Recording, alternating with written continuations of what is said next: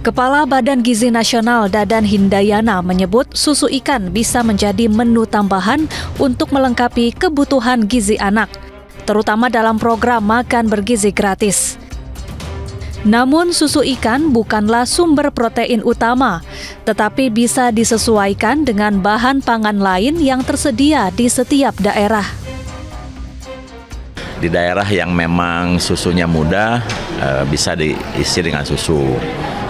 Di daerah yang banyak telur, susunya kita bisa ganti dengan telur.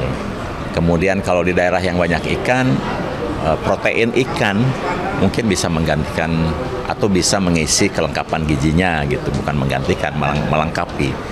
Dan saya harus sampaikan bahwa itu protein ikan, bukan susu ikan, karena ikan kan tidak punya susu kecuali lumba-lumba dan paus ya, itu yang mamalia menghasilkan susu. Tapi itu kan yang disebut dengan susu ikan itu sebetulnya adalah hasil hidrolisis dari ikan. Jadi itu sebetulnya protein ikan, bukan susu ikan. Susu ikan diwacanakan akan masuk ke dalam menu makan bergizi gratis sebagai pengganti susu sapi. Program unggulan yang digaungkan Presiden terpilih Prabowo Subianto. Susu ikan terbuat dari ekstraksi daging ikan. Penamaan susu ikan adalah branding dan merupakan inovasi produk turunan agar mudah dikenal masyarakat. Apalagi produksi susu sapi di tanah air ternyata belum mampu mencukupi kebutuhan susu nasional.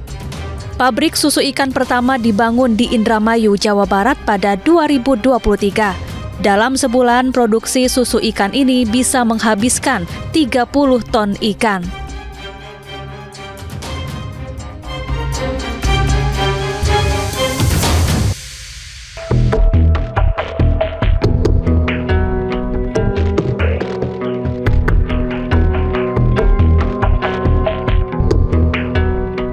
Wah, ini tempatnya buat praktek apa aja nih, Dok? Praktek apa aja? Ya, praktek. Ada saya sebagai dokter dan kebetulan suami saya Shinsei. Oh, oke. Jadi lantai 1 digunakan sebagai praktek dokter, di atas sebagai Shinsei. Dan yang ke lantai 3 anak saya sebagai konselor laktasi dan kebetulan dia juga dokter. Luar biasa, dia dari keluarga dokter semua yang tahu kebetulan gizi kita bergerak di bidang yang sama. Oke, balik lagi Dok, ini terkait dengan tadi susu ikan ataupun masyarakat yang harusnya mengetahui ya mana gizi yang baik atau tidak, dan itu juga terkait dengan beberapa elemen yang memang harus bekerja sama agar masyarakat ini bisa mengerti, memilah gitu kan mana gizi yang baik. Tapi menurut dokter sendiri ini bagaimana sih caranya agar masyarakat itu bisa lebih melek gizi ini, dokter? Itu menarik, yuk kita bicarakan di ruang yang satunya.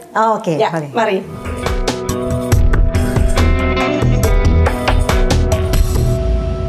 Ya, balik lagi nih dok, terkait dengan melek gizi tadi nih. Seperti apa pendapat dokter nih? Bicara tentang melek gizi, sebetulnya masyarakat kita udah mulai pintar. Saya buktikan dengan netizen saya. Dengan follower 1M, maka dari mereka tuh banyak sekali, saya terima banyak sekali masukan dan itu bukan buzzer. Jadi nomor 1, mereka biasanya sudah mulai bisa mengkritisi tentang PMT yang diberikan di posyandu misalnya. Tiap kali lapornya ke saya, dok kok sekarang dapatnya kok biskuit, kok sekarang dapatnya kok agar-agar berwarna dan sebagainya. Padahal dulu sempat mendapatkan telur puyuh, dulu sempat mendapatkan bubur kacang hijau. Nah itu sudah menunjukkan adalah kabar baik. Nah, bicara tentang pendidikan dan literasi gizi, kita sebetulnya punya garda terdepan. Garda terdepan kita adalah kader. Nah, kader kita itu sekarang banyak, bukan cuma sekedar kader posyandu kesehatan. Dan sekarang posyandu kita kan posyandu sepanjang usia. Artinya bukan cuma sekedar mengurus balita, tapi juga posyandu remaja, bahkan posbindu, ada lagi posyandu lansia. Jadi ini menarik sekali. Dengan kata lain bahwa pemerintah kita dalam hal ini Kementerian Kesehatan itu sudah berupaya babak belur dan segala macam, termasuk memberikan arahan tentang kompetensi kader, 25 kompetensi kader. Nah, yang menjadi problem adalah setiap kali ada usaha baik selalu ada sabotase. Nah, sabotasenya nggak jauh-jauh sebetulnya. Sabotasenya berasal dari masyarakat juga. Ada beberapa masyarakat sekarang yang diam-diam menjadi sales, keajaiban. Jadi misalnya nih, kayak misalnya sekarang ini kita sudah tahu bahwa ekonomi tidak baik-baik saja. Jadi ketimbang menyewa jasa seorang artis selebgram yang harganya mungkin ratusan juta dan miliaran untuk kontrak 1 tahun, ada beberapa perusahaan terutama yang berkenaan dengan pemberian makan bayi dan anak itu justru menarik mama-mama muda untuk dijadikan peer sales. Jadi artinya mereka itu melakukan suatu testimoni lewat media sosial seakan-akan kayak diam-diam dia berjualan untuk produk tersebut. Nah, yang kayak begini-begini nih Indonesia belum punya aturannya. Ya, dan jadi itu yang pertama. Dan yang kedua, kita tahu bahwa ibu-ibu muda, orang tua muda kita memang belajar lewat media sosial. Ya, jadi kita tahu banget kayak buku KIA yang ada di Posyandu yang suka dipakai untuk plotting ketika anak ditimbang dan diukur tinggi badannya, itu cuma berkipas-kipas saja di Posyandu. So, mereka akan lebih banyak scroll TikTok, scroll Facebook, scroll Instagram ya. Nah, kabar buruknya sekali lagi mereka suka terpengaruh dengan peer-nya mereka, generasi mereka yang saling memberikan testimoni yang tidak bertanggung jawab. Nah, yang ketiga tentu saja adalah, nah ini yang sebetulnya bisa dikritisi untuk pemerintah, bahwa antar instansi, antar kementerian itu harusnya mempunyai seia sekata dalam penuntasan masalah gizi. Sebab saya tahu banget Kementerian Kesehatan udah babak belur setengah mati itu untuk meniadakan produk-produk instan, produk-produk makanan atau minuman yang dibagikan di Posyandu. Tetapi kadang-kadang ada Posyandu yang dapat instruksi dari atas yang mana itu yang mengatakan bahwa alokasi pemberian makanan tambahan sudah diberikan dalam bentuk sufor. Sudah diberikan, bahkan ada yang susu kental manis. Ini kan horor banget, sekelas Posyandu bagi susu kental manis. Halo, ini nggak bohong, ini benar karena kejadian. Nah, jadi yang kayak begini-begini mestinya kalau diminimalisir sehingga kita punya literasi menjadi lebih baik, tentu akan menjadi lebih mudah ngatur negara ini. Berikutnya, ini adalah suatu usulan untuk Kementerian Pendidikan. Jadi, alangkah baiknya kalau sejak di usia dini, usia SD ya, SMP, SMA, di mata pelajaran pendidikan jasmani dan kesehatan, penjakes mata ajar itu, daripada disuruh ngapalin ukuran lapangan basket, ukuran lapangan sepak bola, boleh nggak dimasukin materi-materi tentang gizi keluarga? Nah, ini pentingnya. Apa itu yang disebut dengan isi piringku? Ya, kita mendapat makanan yang dapat tinggi dengan mineral, tinggi zat besi, tinggi kalsium dari mana aja. Apa yang disebut dengan produk ultra proses? Bagaimana kita menilai makanan ini sehat buat kita apa enggak? Bagaimana memilih jajanan? Bagaimana memilih produk? Bagaimana cara membaca label komposisi bahan makan yang ada di dalam produk. So, menurut saya ini anak SD kalau diajarin kayak begini, orang tuanya bisa tengsin. Kok anak gue lebih pintar daripada gue ya? Ya, setiap kali kalau belanja, mak, ntar mak, lihat dulu mak, gulanya 25 gram mak, gulanya 25 gram, mama bisa jadi diabetes. Wih, keren banget kalau anak SD bisa bu. Karena pasien saya ada yang saya gituin dan insya Allah satu keluarga ini jauh lebih baik. Orang tuanya lebih terkontrol makanannya, anaknya lebih sehat, cerdas. Tentu dijulitin. Tetangganya bilang, anak jangan dilarang-larang, apa aja boleh makan. Banyak yang dilarang malah jadi gampang sakit. Tar dulu. Banyak yang dimakan, makanan yang ngaco malah jadi sakit. Dan sakitnya bukan sekarang, besok. Besoknya orang Jawa pakai huruf M, besok.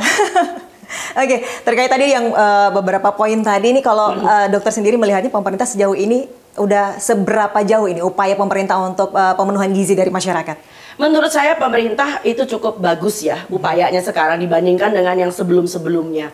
Nah, tapi sekali lagi kadang-kadang jarak kejarnya pemerintah dengan jarak kerjanya industri, ini industri kayaknya lebih keren ya. Sekarang Anda bisa bayangkan bahwa dari promosi kesehatan, kita sudah ngabisin duit miliaran buat bikin spanduk, bikin apa segala macam, kita mengerahkan petugas gizi dan sebagainya. Itu kayak masih nggak nyangkut di otak rakyat. Sedangkan kalau kamu tahu yang namanya perusahaan asuransi, cukup agen yang ngomong setengah jam, langsung taken tuh polis asuransi sekian juta. Jadi artinya ada yang salah dengan the marketing of health. So kita punya problem dengan marketing of health. Ya, jadi kita kerjanya cuma marketing, but there is no sales. Sales itu di dunia kesehatan adalah masyarakat secara aktif dan proaktif melakukan tindakan yang sehat. Tapi kalau kita cuma sekedar marketing, capek di badan, capek di informasi, tapi masyarakat masih lagu lama cerita biasa kaset kusut. So our marketing is a failure. Buat saya begitu. Tapi kan sekarang juga masih banyak nih dok ya iklan-iklan yang muncul di media baik itu sosial maupun televisi begitu ya terkait dengan ini makanan sehat. Itu yang saya mengatakan bahwa pemerintah dalam hal ini Komisi Penyiaran Indonesia KPI itu bukan cuma sekedar proaktif untuk menghambat tayangan-tayangan yang sifatnya kekerasan dan seksual, tetapi suatu pembohongan publik yang keluar dari iklan itu juga sudah saatnya dicermati. Karena masyarakat itu belajar juga dari iklan. Iya. Dan iklan layanan masyarakat itu harusnya sama bobotnya dengan jumlah iklan tayangan komersial. Ya, dan kadang-kadang juga masih masyarakat masih sedikit, mungkin masih minim ya yang bisa menyaring mana yang itu benar-benar baik ataupun yang tidak. Itu gitu. terkait dengan literasi. Anda bisa bayangkan, saya punya kumpulan netizen saya, masih ada yang nanya, "Dok, emang kalau ASI kalau sudah di atas 2 tahun ASInya jadi basi?" Oke, yang kedua, "Dok, emang kalau makan dikasih makan anak dikasih makan abis maghrib anaknya cacingan?" Anda bisa bayangin loh, masih segitu loh. Emang anak kalau matanya belek kan tinggal ditetesin pakai ASI. ASI bukan obat tetes mata. Ya, Anda bisa bayangkan bahwa di Indonesia tuh masih begitu. Makan ikan dibilang cacingan lah, makan hati ayam dibilang racun, ayamnya disuntik. Suntik apa? Suntik hormon. Lah, hormonnya aja lebih mahal daripada ayamnya, masuk akal nggak? Gitu loh ya. Jadi ini adalah suatu hal-hal yang menurut saya literasi mesti dibenahi. Dengan literasi benar maka orang bisa berpikir. Dengan punya literasi dan orang mampu berpikir, maka dia bisa mengambil keputusan yang sehat dan bijak dalam hidupnya. Oke, secara mudahnya ini agar masyarakat juga bisa semakin melek gizi, bagaimana bisa memilah mana yang baik dan benar, mungkin secara simpelnya ini apa yang harus diperbaiki atau dibenahi dulu untuk masyarakat sekitar agar bisa memilah mana yang sebenarnya itu memang benar-benar bergizi untuk tubuhnya, untuk kesehatan dia jangka panjangnya, begitu dokter?